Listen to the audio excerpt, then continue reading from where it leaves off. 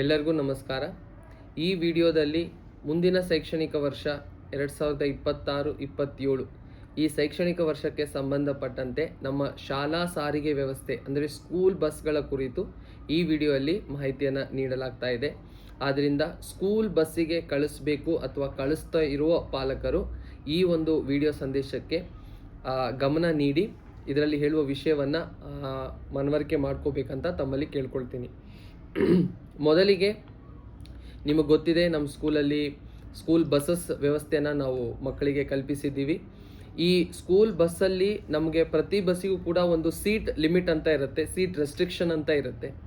ಆ ಸೀಟ್ ಲಿಮಿಟಿಗೆ ಅನುಗುಣವಾಗಿ ನಾವು ಮಕ್ಕಳನ್ನು ಬಸ್ಸಿಗೆ ಸೇರಿಸ್ಕೊತೀವಿ. ಆದರೆ ಈ ಶೈಕ್ಷಣಿಕ ಅಂದರೆ ನಮ್ಮ ಪ್ರೆಸೆಂಟ್ ಅಕಾಡೆಮಿಕ್ ಇಯರಲ್ಲಿ 25-26 ನಮಗೆ ಒಂದು ಸಮಸ್ಯೆ ಏನು ಆಯ್ತಂತಂದರೆ, ಲಾಸ್ಟ್ ಮಿನಿಟಲ್ಲಿ ಅಂದರೆ ಜೂನ್ ನಂತರ ಕೆಲವೊಂದಿಷ್ಟು ಪಾಲಕರು ಬಸ್ಸಿಗೆ ಸೇರ್ಪಡೆ ಮಾಡಿಸಿದ್ರು. ಆ ಮಾಹಿತಿ ಕೂಡ ನಮಗೆ ನೀಡಿರಲಿಲ್ಲ. ಸೊ ಸ್ಟಾಪಿಗೆ ಬಂದು ಮಕ್ಕಳು ಬಸ್ಸಿಗೆ ಆದಮೇಲೆ ನಮಗೆ ಬಸ್ಸಿನ ವ್ಯವಸ್ಥೆ ಬೇಕು ಅನ್ನುವ ವಿಷಯ ನಮಗೆ ತಿಳಿದು ಬಂದಿದೆ. ಸೊ ಈ ರೀತಿ ಆದಾಗ ಏನಾಗ್ತಾ ಇದೆ, ನಾವು ಏನೊಂದು ಸೀಟ್ ರೆಸ್ಟ್ರಿಕ್ಷನ್ ಹಾಕ್ಕೊಂಡು ಮಕ್ಕಳನ್ನು ಬಸ್ಸಿಗೆ ಸೇರ್ಪಡೆ ಮಾಡ್ಕೊಂಡಿರ್ತೀವೋ ಅದಕ್ಕಿಂತ ಹೆಚ್ಚಿಗೆ ಆಗ್ತಾ ಇದೆ. ಈಗ ಸಡನ್ನಾಗಿ ಈ ರೀತಿಯಾಗಿ ಲಾಸ್ಟ್ ಮಿನಿಟಲ್ಲಿ ನಮಗೆ ಬಸ್ಸಿನ ರಿಕ್ವೈರ್ಮೆಂಟ್ ಇದೆ ಅಂತ ಹೇಳಿದಾಗ ಶಾಲೆ ಆಡಳಿತ ಮಂಡಳಿಯಿಂದ ಕೂಡ ನಾವು ಹೆಲ್ಪ್ಲೆಸ್ ಆಗ್ತೀವಿ. ಸಡನ್ನಾಗಿ ನಮಗೆ ಬಸ್ಸಸ್ ಅರೇಂಜ್ ಮಾಡೋಕ್ಕಾಗಲ್ಲ. ಸೊ ನಮಗಂತ ಒಂದು ಸೀಟ್ ಲಿಮಿಟ್ ಇರುತ್ತೆ, ಬಸ್ ನಮ್ದು ಎಷ್ಟಿದೆ ಅದಕ್ಕೆ ತಕ್ಕ ಹಾಗೆ ಮಾತ್ರ ನಾವು ಅಡ್ಮಿಷನ್ಸ್ ಬಸ್ಸಿಗೆ ತಗೋಬೇಕಾಗತ್ತೆ.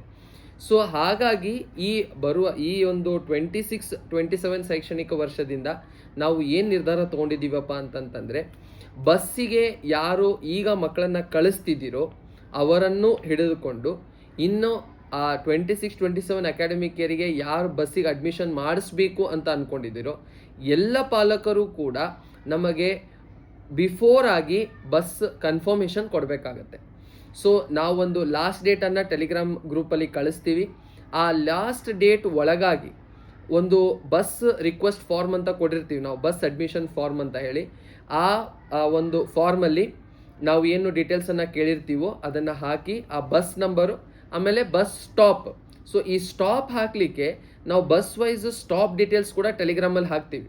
ಸೊ ಆ ಸ್ಟಾಪ್ ಡೀಟೇಲ್ಸನ್ನು ನೋಡಿಕೊಂಡು ನಿಮ್ಮ ಮನೆಗೆ ಅಗದಿ ಸಮೀಪ ಇರುವ ಒಂದು ಸ್ಟಾಪನ್ನು ಸೆಲೆಕ್ಟ್ ಮಾಡಿ ಆ ಬಸ್ ನಂಬರ್ ಪಕ್ಕದಲ್ಲಿ ಆ ಸ್ಟಾಪನ್ನು ಕೂಡ ಹಾಕಿ ಆ ಫಾರ್ಮನ್ನು ನಮ್ಗೆ ಸಬ್ಮಿಟ್ ಮಾಡಬೇಕು.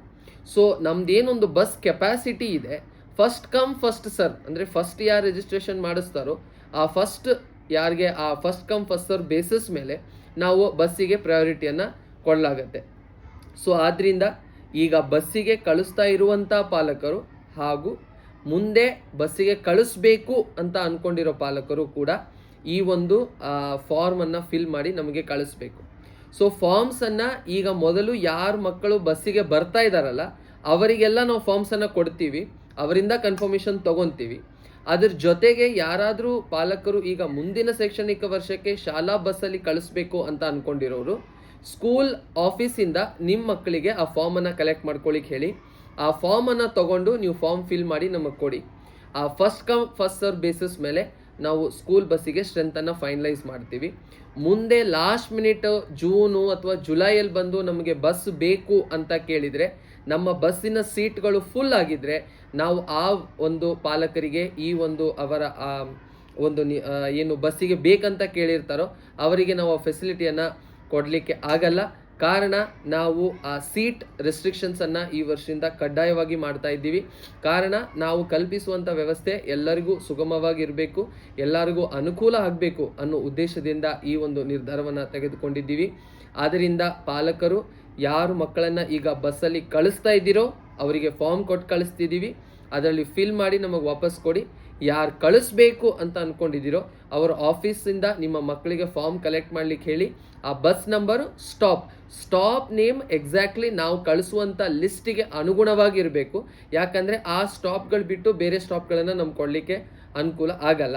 ಸೊ ಆದ್ದರಿಂದ ಆ ಸ್ಟಾಪ್ ನಾವೇನು ಕಳಿಸ್ತೀವೋ ಅದಕ್ಕೆ ನಿಮ್ಗೆ ಎಲ್ಲಿ ಸಮೀಪ ಆಗುತ್ತೋ ಆ ಒಂದು ಸ್ಟಾಪನ್ನು ಸೆಲೆಕ್ಟ್ ಮಾಡಿ ಆ ಸ್ಟಾಪ್ ಡೀಟೇಲ್ಸನ್ನು ಕೂಡ ಹಾಕಿ ನಮಗೆ ಆ ಫಾರ್ಮನ್ನು ಕಳಿಸಿ first come first serve basis ಮೇಲೆ ಬಸ್ಗೆ ನಾವು ಫೆಸಿಲಿಟಿ ಕೊಡ್ತೀವಿ.